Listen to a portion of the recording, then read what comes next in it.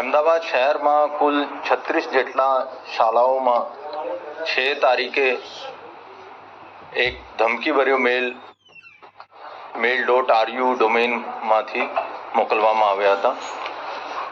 તમામ શાળાઓમાં BDDS, dog squad અને સાયબરે ચેકિંગ પણ હાથ ધરવામાં આવેલ હતી.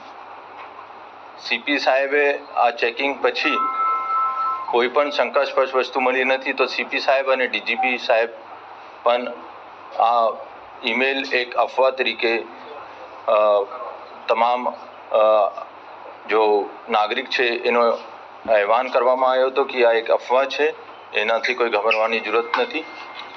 અને પછી ક્રાઇમ બ્રાન્ચે અને અમદાવાદ સાયબર સેલે આ બાબતમાં તપાસ હાથ ધરવામાં આવી અને ટેકનિકલની મદદથી આ જાણવા મળ્યું કે mail.ru એક તૌહીદ લિયાકત કરીને માણસ છે, જો પાકિસ્તાનના ફૈઝલાબાદ જિલ્લામાંથી આ તમામ મેલ મોકલેલા હતા.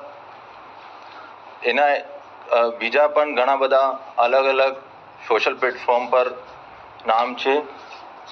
એક નામ જો અમે જાણવા મળ્યું, આ હમાદ જાવેદ પણ છે અને એને ઘણા બધા અકાઉન્ટ્સ અલગ અલગ સોશિયલ મીડિયા જેવા સ્નેપચેટ, ICQ, ટ્વિટર, એના ઉપર અલગ અલગ નામ અને ઓળખાણ આપીને આ ટ્વીટ પણ અને સોશિયલ મીડિયા મારફતે પણ ફેલાવતો હતો.